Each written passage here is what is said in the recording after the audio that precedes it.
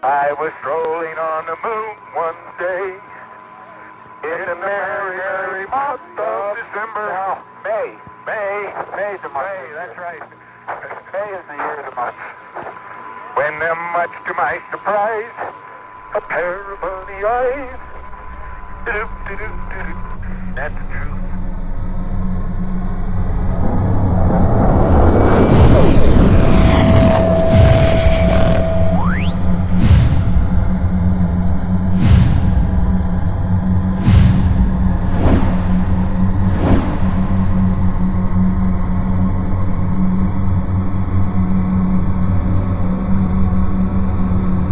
It was from here that men and women, propelled by sheer nerve and talent, set about pushing the boundaries of humanity's reach.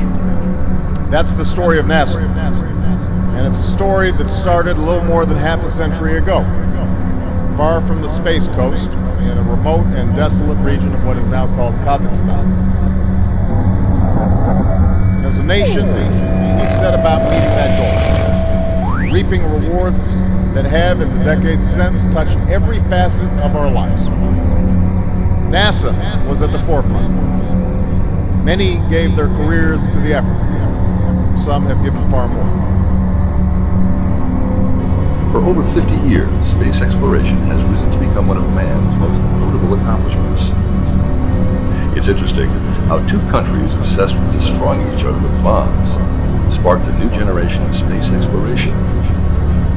Without the unfortunate events of World War II or the Cold War, NASA would not be able to stretch its arms into space the way they can today.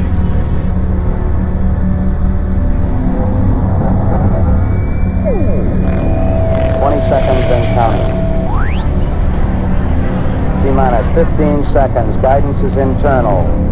12, 11, 10, 9. Ignition sequence starts. 6, 5, 4, 3, 2, 1, 0. All engine running. Liftoff. We have a liftoff. 32 minutes past the hour. Liftoff on Apollo 11. Tower cleared.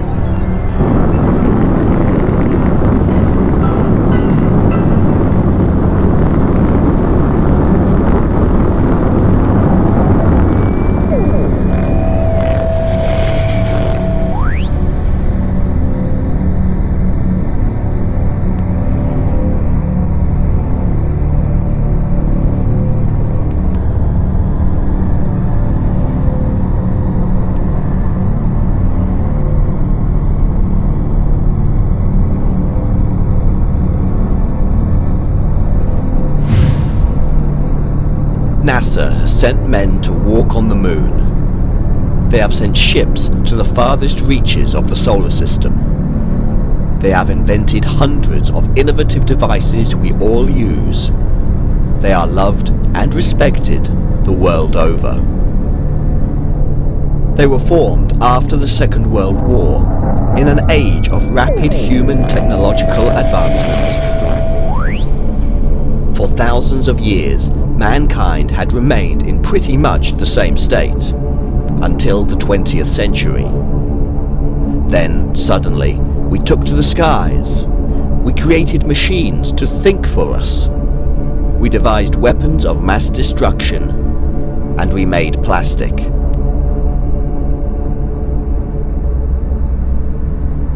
The scientific advancement we enjoy now in the 21st century came from somewhere, and it came in line with one peculiar event: the global sightings of UFOs.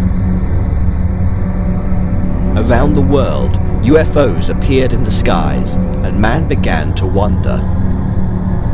Then, in 1936, one of them crashed in Germany. Hitler ordered a full-scale investigation.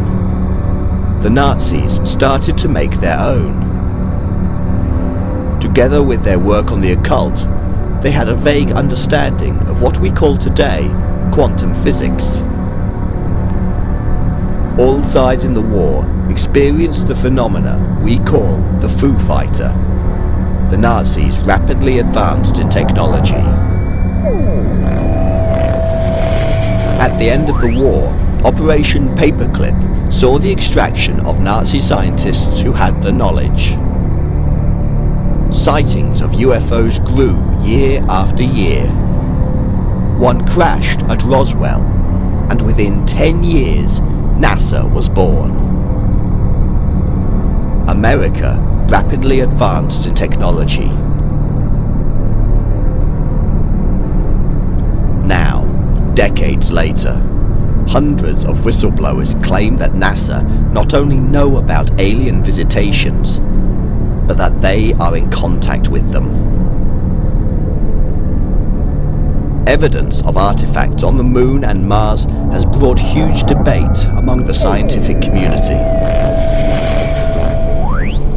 Astronauts have been told to remain silent, and yet the whistleblowers grow in numbers. We investigate the government cover-up of the UFO phenomena and reveal some startling new evidence. It's time to go where no man has gone before.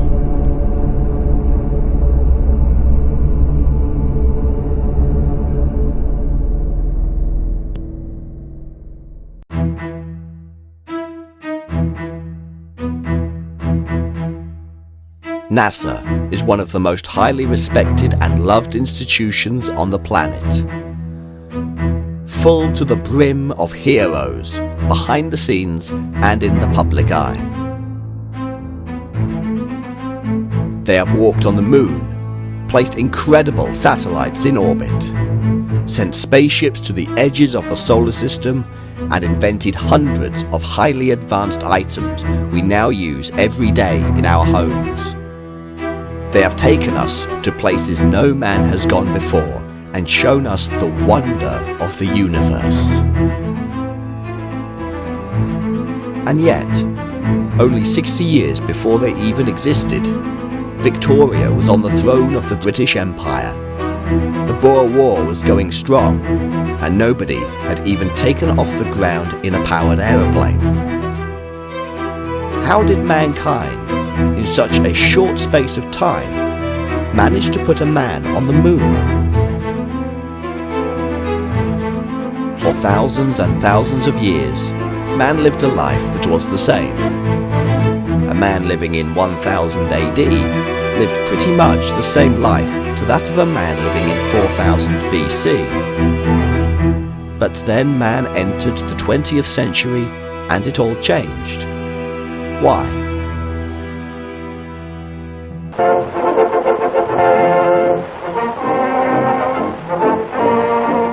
Illustrative of Germany's progress in aviation is the rocket jet plane Me-160P, introduced to combat in the summer of 1944. These captured German films present an interesting study of the plane. External features of the Me-163 are short, squat fuselage, sharply swept-back wings, and its single fin and rudder without tailplane or elevator. Tremendous jet thrust makes takeoff very fast. After takeoff, the undercarriage is jettisoned to save weight, for the Me-63 is a short-range airplane in which all is sacrificed to permit a fast-climbing single attack and breakaway. Rate of climb is 10,000 feet a minute. Low-grade fuel creates long white contrails. Speed varies in flight from 150 to 600 miles an hour. Endurance at full speed is limited to 8 minutes, but gliding between short bursts increases flight duration to about an hour.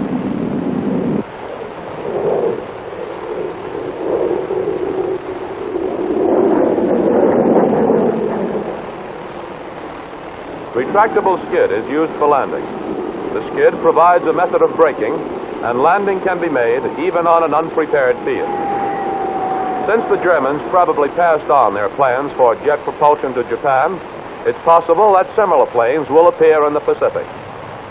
Speed of the Me-163 impaired its maneuverability.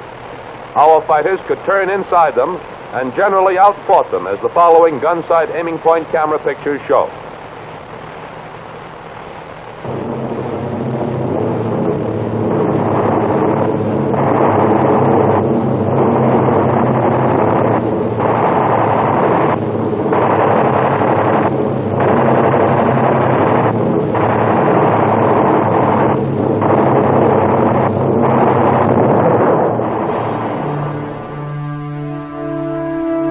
Even during the war, hundreds of tales of the infamous Foo Fighters emerged.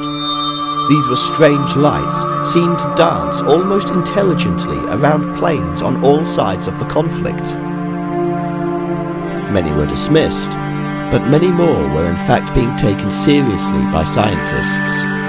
At the very top level, Allied intelligence suspected these were in fact the advanced technology possessed by the Germans. The Germans thought the same of the Allies.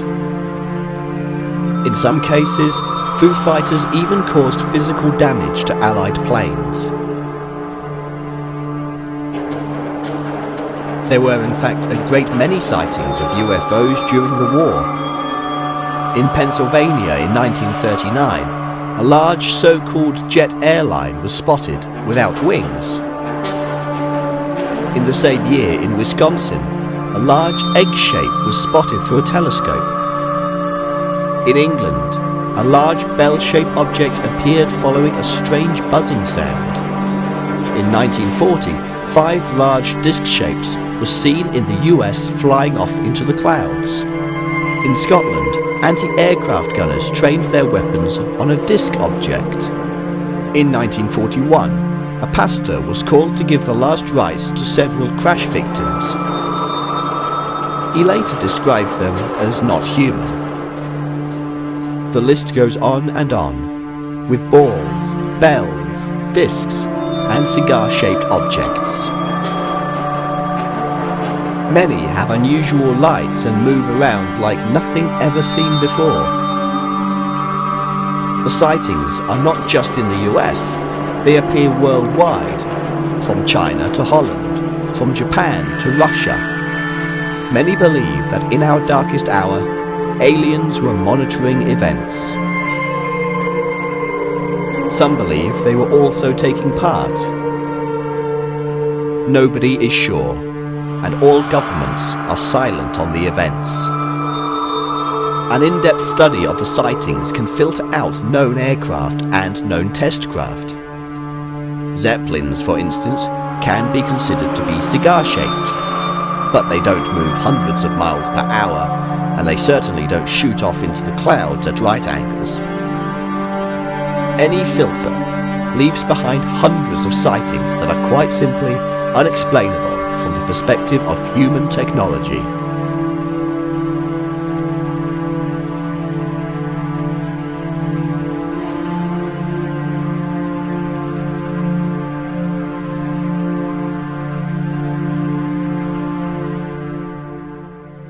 At the end of the war, the Allies introduced Operation Paperclip. Leading Nazi scientists, working on everything from medical experimentation to rockets, were extracted and taken away to the USA. Many would later find themselves working for NASA. Then, in 1947, sightings of UFOs began emerging in the US. The Air Force set up Project Sign to investigate. They showed how many of the UFOs actually appeared to look like the flying wing of the German Horten brothers, even though the US had already flown their own version in 1946. The Northrop Flying Wing stands ready for the long-awaited test flight at Inglewood, California. Test pilot Max Stanley and his crew go aboard. The climax of 7 years of engineering research is at hand for the 25-ton monster, and it's contact.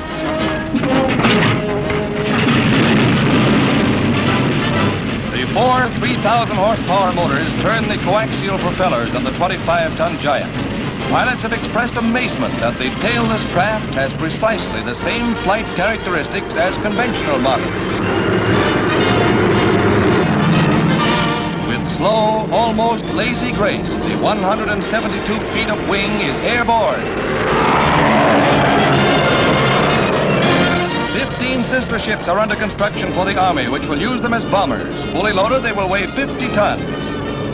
The flight engineer is a busy man during the test flight. A radical change in design and a new chapter in the steady march of aviation comes forward to challenge the imagination.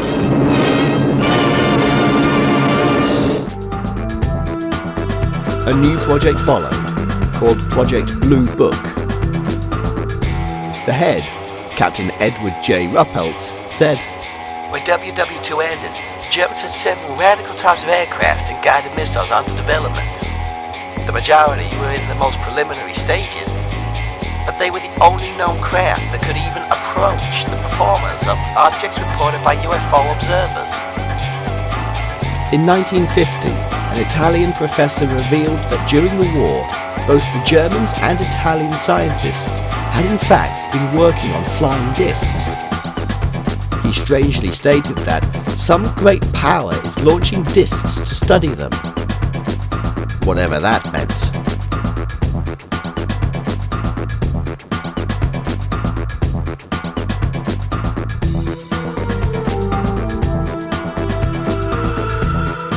In 1953, Avro Canada began developing a disc-shaped aircraft that could reach speeds of 1,500 miles per hour.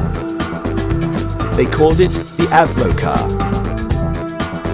German engineers claimed that they had already done so, and that Avro had simply stolen the idea. In 1965, a bell-shaped craft crashed in Pennsylvania. Many related this to the German Bell craft of the war that was supposedly developed. Little real evidence exists, but it is stated that the energy system was some form of occult anti-gravity system. In the same month as the crash, German scientist Rudolf Schriever claimed that he had designed a 15-meter diameter disc-shaped craft at the BMW Prague Works in 1945. He was convinced that the blueprints had been stolen by Czechs and built the craft for, as he said, a foreign power. Aeronautical engineer Roy Fedden remarked, "I've seen enough of their designs and production plans to realise that if they, the Germans, had managed to prolong the war some months longer, we would have been confronted with a set of entirely new and deadly developments in air warfare." Any historian of the Second World War will tell you that the Germans were amazing engineers. They developed a machine or device for almost everything.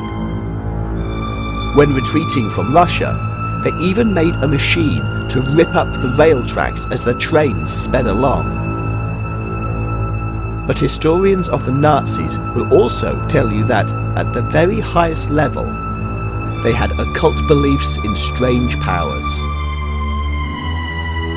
Decades later, and scientists started to come to a realization that there were, in fact, some strange powers previously unthought of, and they developed quantum physics.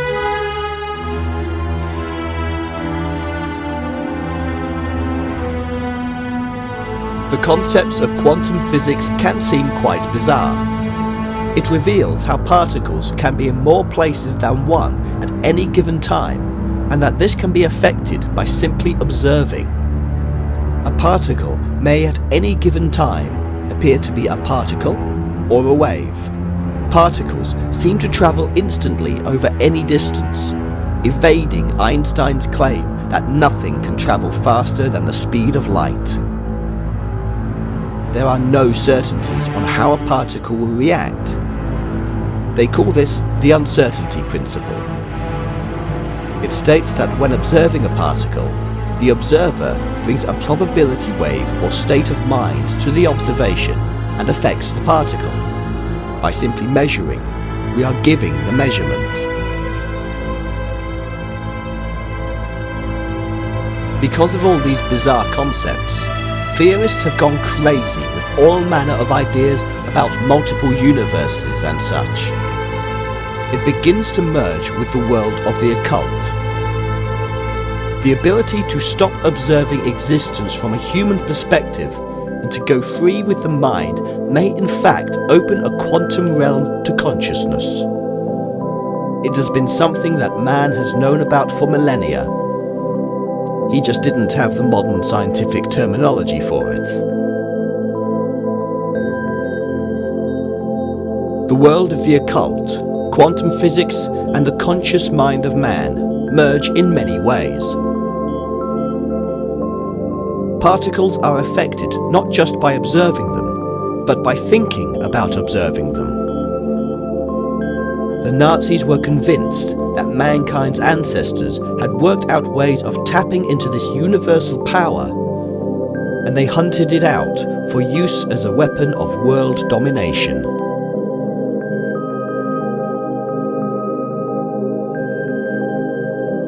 From the 1960s, many writers were coming to the conclusion that the Nazis had in fact almost broken the code to understanding the power of what they called Vril. And in so doing, they had called upon forces even they were not expecting. Aliens.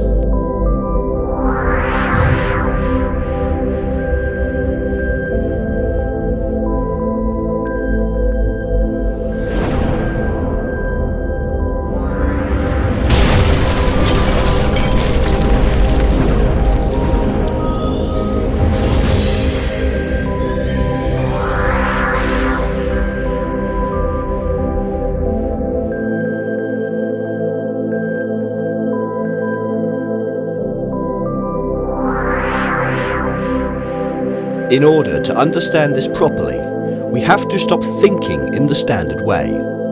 We have to stop expecting aliens to only land in great craft and ask to see our leaders. Instead, travel across space and, indeed, time can be possible in a quantum world, or a world of that occult power the Nazis sought. Tapping into this power may in fact be like opening a channel on a two-way radio, but in this case, to another world. Such peculiar energy could also be an explanation for the emergence of the Foo Fighter during the war.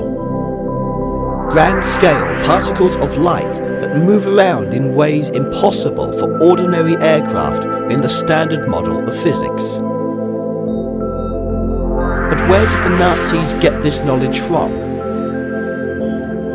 Was it the pressure to win the war for their Führer? Or had they discovered another source?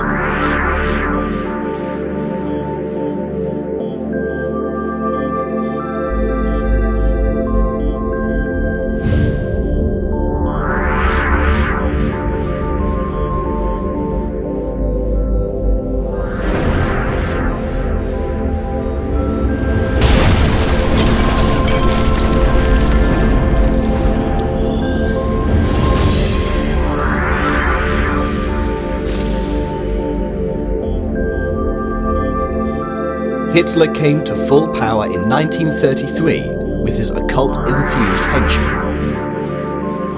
Quickly, Germany began to build its forces, and men were sent out around the world to seek out occult artifacts and icons to grow the hidden power of the Reich.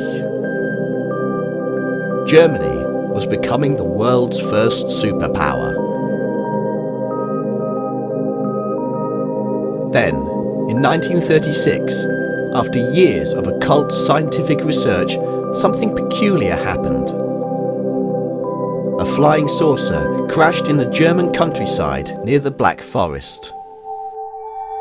The German army quickly recovered the remains, and that was the last anybody heard. Immediately, the High Command and Hitler himself were informed of the discovery.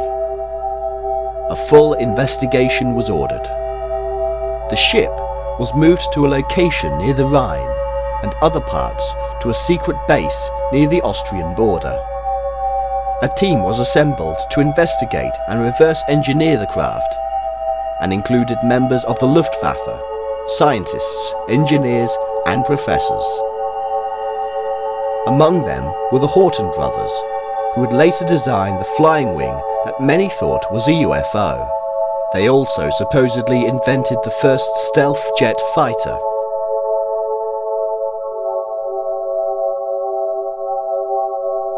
One expert was Victor Schauberger, who invented the imploder motor that powered the Bell ship and supposedly created rifts in space-time. The crashed ship was made from materials unknown to all the scientists, and they struggled to replicate it in the lab. Hitler ordered the technology to be utilized in the war effort, and no expense was spared. But time was running out for the Nazis. And although they did manage to make a flying saucer, it was unstable, and the war ended before they could complete their work. Much of the blame was placed on their inability to recreate the metal from the crashed ship. Modern steel was too heavy and aluminium too soft. They did eventually mix aluminium with magnesium. Documents found after the war show that Polish slave workers created a manufacturing base for the flying disc weaponry, including one called Ball Lightning. Hitler and Himmler both witnessed test flights. It was said they could achieve speeds in excess of 1,250 miles per hour and were very maneuverable. A powerful electrostatic field was emitted, causing instruments on other aircraft to malfunction and even cause burns on animals. This kind of peculiar burn on cattle and farm animals has been reported worldwide ever since. Hitler told his people that he had a secret weapon, one so powerful that the entire world would surrender before him. But he ran out of time and shot himself in his bunker in Berlin. Nazi Germany's prize secret, the deadly V-2 rocket bomb, is assembled by U.S. engineers for testing. Rivaling the atom bomb in importance, the 46 feet of death and destruction is set in place by an ingenious elevating boom at White Sands Proving Ground near Las Cruces, New Mexico. Parts to make up 100 V-2s were brought from Germany, and Proving Ground officers are carrying on experiments involving war and peace uses. In this test, the warhead is replaced by scientific instruments, and a concrete blockhouse with walls 10 feet thick and a roof 27 feet thick houses the control personnel and the firing mechanism. The monster is in place, and here she goes, as shown by the slow-motion camera.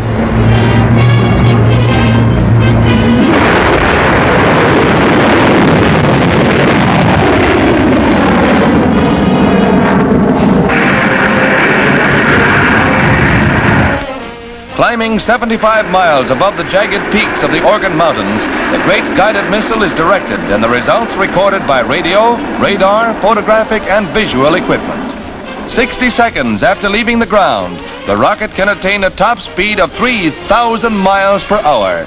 In this case, the flight was controlled, as viewed through a tracking device. But the future use of rocket power knows no limits.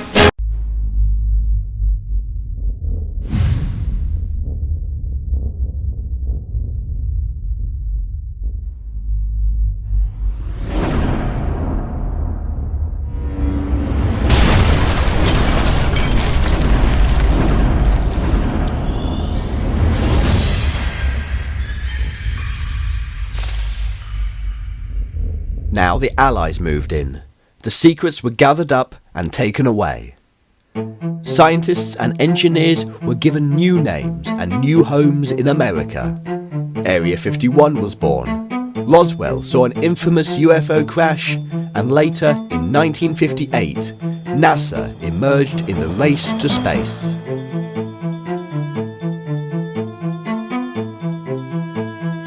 Strangely, one of the influential figures in the creation of the Jet Propulsion Laboratory, strongly linked with NASA, was a man called Jack Parsons. But before he was a rocket engineer, he was in fact a member of Aleister Crowley's occult group, the Ordo Templi Orientis. Here, he met and worked with the creator of the Scientologists, L. Ron Hubbard, and together they called upon the goddess Babylon to come down to Earth. This is the same man that is held in high esteem for his scientific knowledge of rocket propulsion. He died in 1952 in an explosion that many see as more than an accident. In 2002, a man called Gary McKinnon hacked secret US government files looking for evidence of the UFO cover-up he believed existed. In an interview with AncientX.com, he stated, "One of these people was a NASA photographic expert, and she said that in Building 8 of Johnson Space Center, they regularly airbrushed out images of UFOs from the high-resolution satellite imaging. What she said was there. There were folders called filtered and unfiltered, processed and raw, something like that. I got one picture out of the folder, and bear in mind this is a 56k dial-up, so a very slow internet connection in dial-up days. Using the remote control program, I turned the colour down to 4-bit colour, and the screen resolution really, really low. And even then the picture was still juddering as it came onto the screen. But what came on the screen was amazing. It was a culmination of all my efforts. It was a picture of something that definitely wasn't man-made. It was above the Earth's hemisphere. It kind of looked like a satellite. It was cigar-shaped and it had geodesic domes above, below, to the left, the right and both ends of it. And although it was a really low-resolution picture, it was very close up. This thing was hanging in space, the Earth's hemisphere visible below it, and no rivets, no seams, none of the stuff associated with normal man-made manufacturing. Could it be that what McKinnon is saying is true? Are NASA covering up knowledge of UFOs? Well, the facts are simple. NASA have sent up a lot of astronauts, and so have other agencies now, such as the European Space Agency, the Russians and Chinese. In all cases, there have been reports from these highly trained, intellectual astronauts that they have seen things they cannot explain. Indeed, there is in fact a lot of footage in the public domain, taken by NASA equipment showing such things as strange shapes, lights, and even peculiar serpent movements in our atmosphere. If NASA and the Air Force have for decades been working on technology found by the Nazis, then there will by now be a lot of unknown flying objects out there controlled by humans. The question is this: are there any out there that are not? One crew member of the Apollo 14 mission, Dr. Edgar Mitchell, believes so, and has in fact come out in public with his beliefs. He said that NASA knows all about the aliens and even deals with them. He even describes them as little white humans. He said, "I happen to be privileged enough to be in on the fact that we've been visited on this planet and the UFO phenomena is real.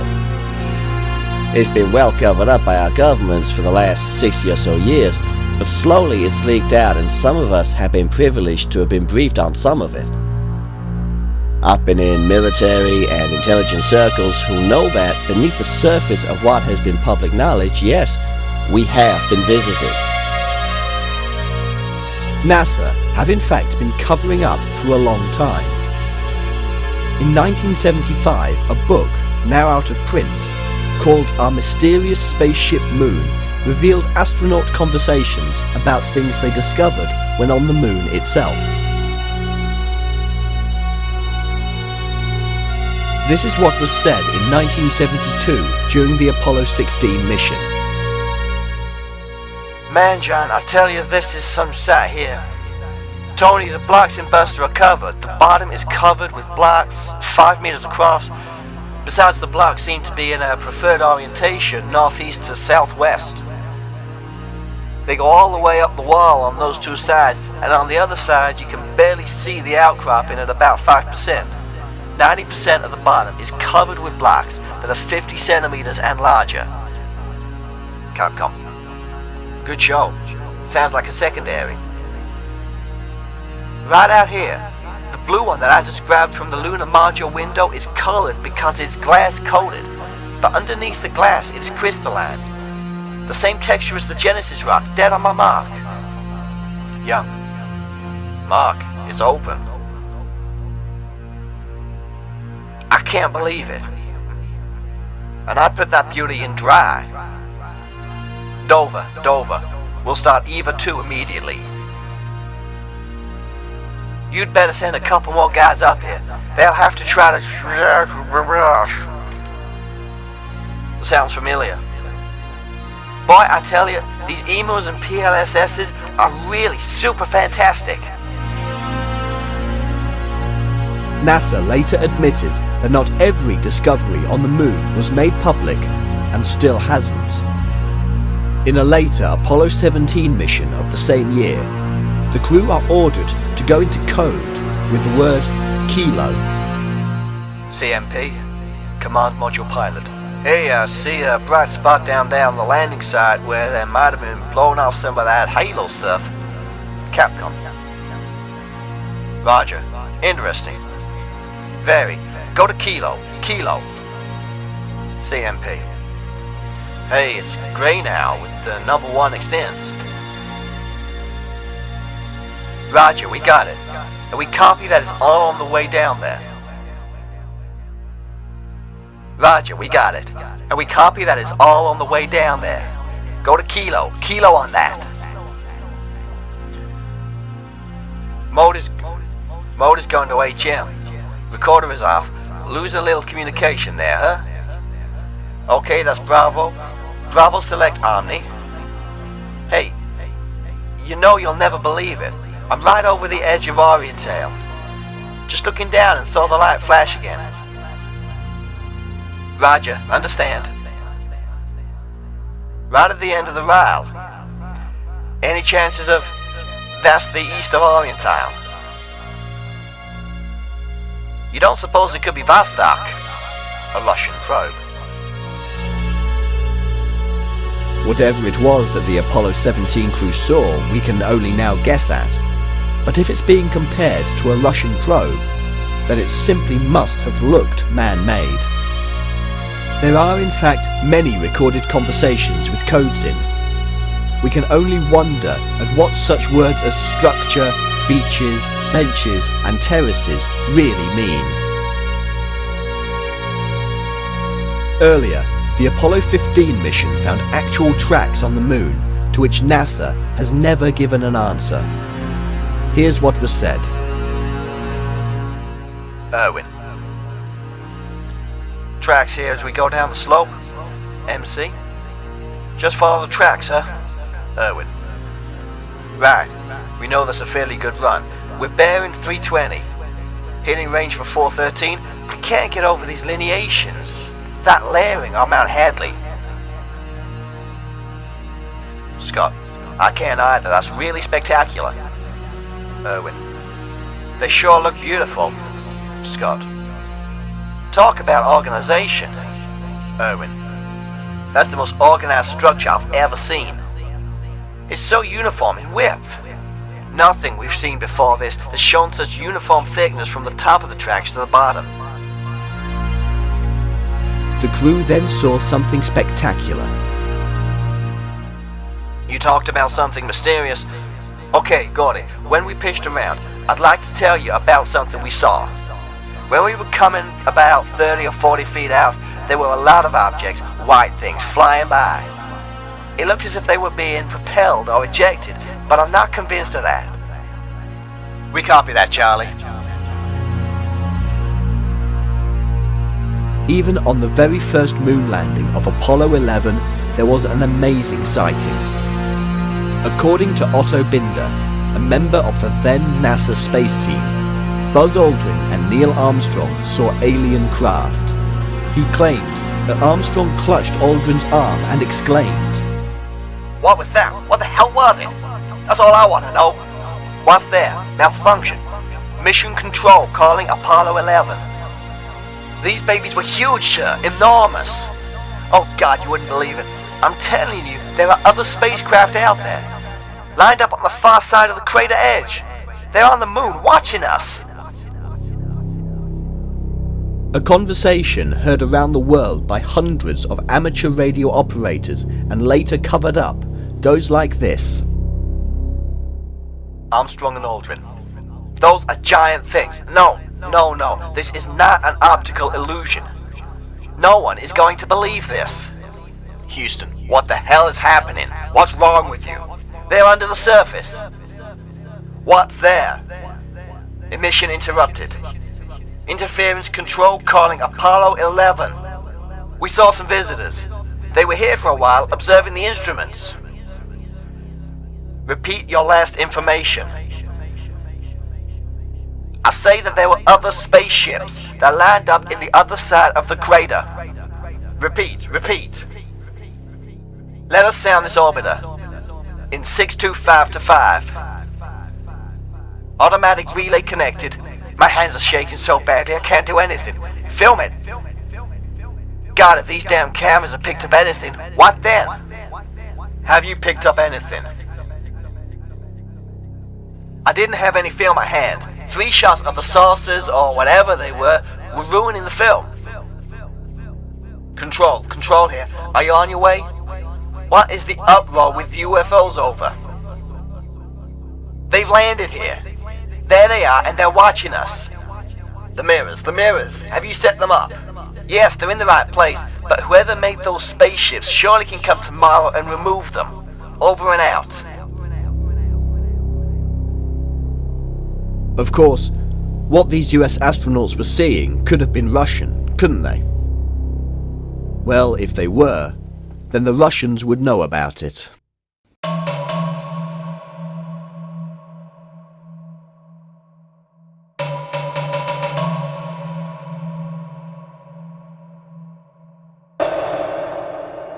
But in April of 1979, cosmonaut Viktor Afanasyev saw something he couldn't explain when he docked with the Soviet space station. Here is what he said. It followed us during half of our orbit. We observed it on the light side, and when we entered the shadow side, it disappeared completely. It was an engineering structure, made from some type of metal, approximately 40 meters long with inner hulls. The object was narrow here and wider there, and inside there were openings. Some places had projections like small wings. The object stayed very close to us. We photographed it, and our photos showed it to be 23 to 28 meters away. The photos were never released. Maurice Chatelain was a former NASA communications chief.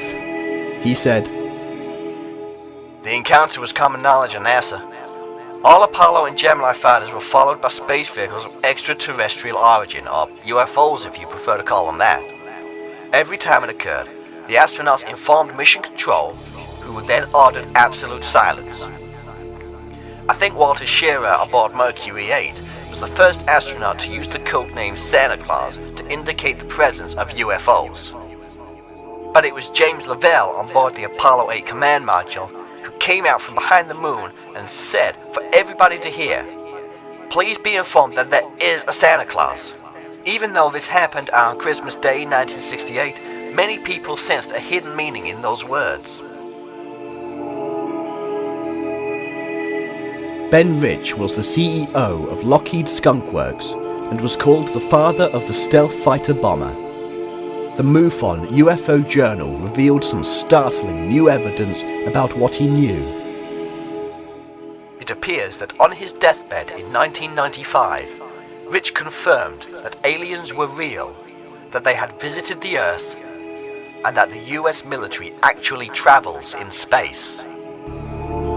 The actual revelation itself came from Tom Keller, an aerospace engineer and once system analyst for NASA's Jet Propulsion Laboratory. Skunk Works is Lockheed's secret research laboratory, and Keller claims that he was one of 50 or so engineers making secret technology for highly secretive missions.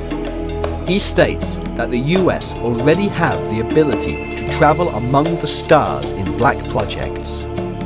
As we suspected, Keller confirms that such travel does not use chemical propulsion in the standard model. When he was asked how such technology worked, he replied, "Let me ask you, how does ESP work?" The questioner answered, "All points in time and space are connected." Keller replies, "That's how it works." In essence, what we discussed about the mind and quantum physics is confirmed by what Keller says. Apparently, Ben Rich, the former CEO of Lockheed's Skunk Works, confirmed to witnesses that there were two kinds of UFOs. Humans designed one, based on various crash site retrievals such as the one at Roswell. We were also given actual craft by aliens to work on. The second kind of UFO is the real McCoy, alien technology. He claimed that the US government handed over control of the information about this human and alien cooperation to an international board of directors. Ben Rich believed that it was not in the public interest to know about such things.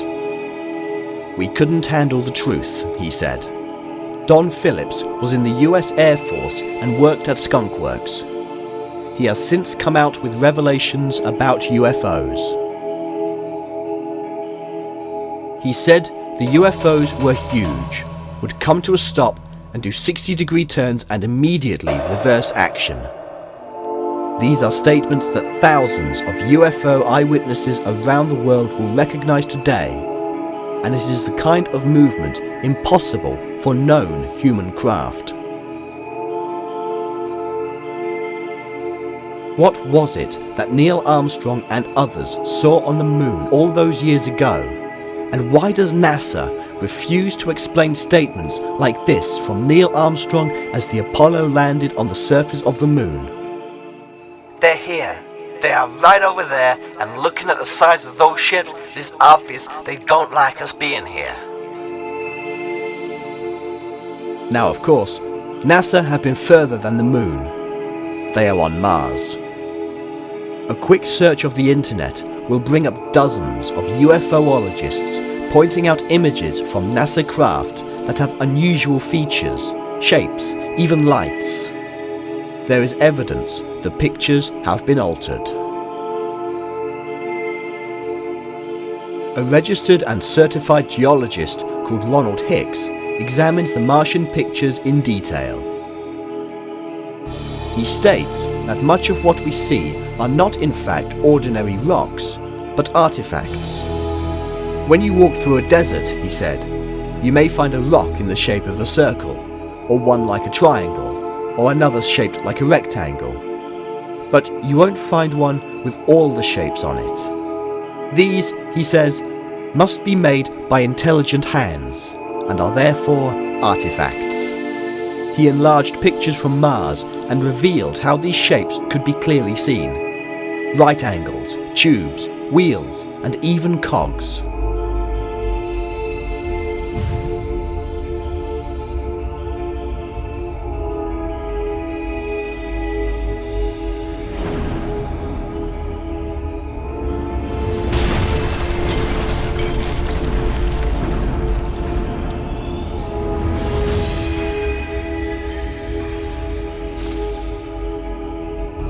Phobos is a moon of Mars and has been studied and photographed. One image made everybody sit up, including the scientists. Dr. Fred Singer used to advise Eisenhower on space developments. He studied the pictures, and he suggested that Phobos, instead of being a natural moon, might in fact be an artificially created satellite. From the artifacts on Mars and this new image, it is easy to draw a conclusion that there was once an ancient civilization on that remote planet. Singer wasn't alone. The Russian astrophysicist Shklovsky also stated that Phobos was probably a hollow, artificial satellite, and for him proved that Mars had once been occupied. His reason for this? An extensive study of the orbit of Phobos around Mars proved that it was not an ordinary object. The evidence stacks up. The once chief of applied mathematics at NASA, Raymond H. Wilson Jr., stated that Phobos might in fact be a colossal base orbiting Mars. What was in the pictures of Phobos? A monolith on such a vast scale that it can be seen from space. Buzz Aldrin was the second man to walk on the moon, as far as we know. When speaking on a US cable TV show, he said that we ought to visit the moons of Mars because of the monolith. When people find out about it, he said, they're going to ask, who put that there? Well, who did? NASA remains silent. Strangely, the Mars orbiter also found a huge monolith on Mars as well. So, we have astronauts saying they have seen flying ships, lights, and strange buildings on the moon. We have craft that have crashed and been spirited away by military personnel. We have sudden spikes in the rise of technology following thousands of years of relative similarity. We have huge monoliths, strange shapes, and artifacts on Mars and its moon. And all the time, we have silence from NASA. Well, not quite all of NASA. Dr. Brian O'Leary, a former NASA astronaut and Princeton professor of physics, said, "There is abundant evidence that we are being contacted, that civilizations have been visiting us for a very long time, that their appearance is bizarre from any type of traditional materialistic Western point of view, that these visitors use the technologies of consciousness, they use toroids, they use co-rotating magnetic disks for their propulsion systems. That seems to be common denominator of the UFO phenomenon. And not just ex-NASA employees. Here's what the former Canadian Defence Minister, Paul Hellyer, said. Decades ago, visitors from other planets warned us about the direction we were heading and offered to help. Instead, some of us interpreted their visits as a threat and decided to shoot first and ask questions after. It is ironic that the US should be fighting monstrously expensive wars, allegedly to bring democracy to those countries, when it itself can no longer claim to be called a democracy when trillions, and I mean thousands of billions of dollars, have been spent on black projects which both Congress and the Commander-in-Chief have been kept deliberately in the dark.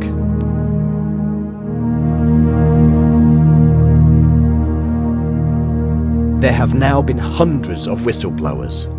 People who have worked for government and corporations and who refused to remain silent.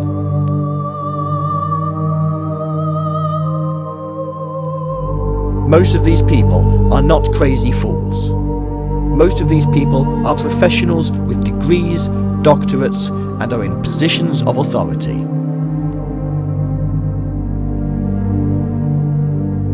These are people who were once astronauts, fighter pilots, scientists, engineers, and even intelligence officers. We have proof that the authorities have covered up the truth by touching up pictures and destroying documents.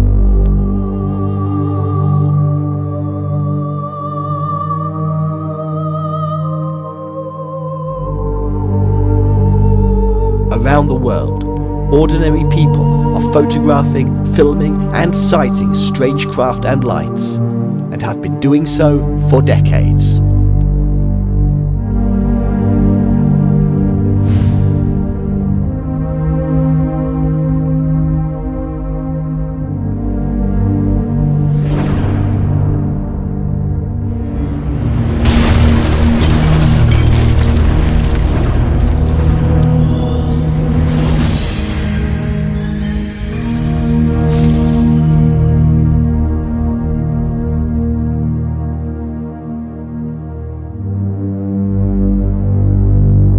We believe it's time for disclosure. Stop treating us like fools. Stop talking about little green men and belittling the search for life out there. We're big grown-ups now, and we are more than ready to meet their leaders.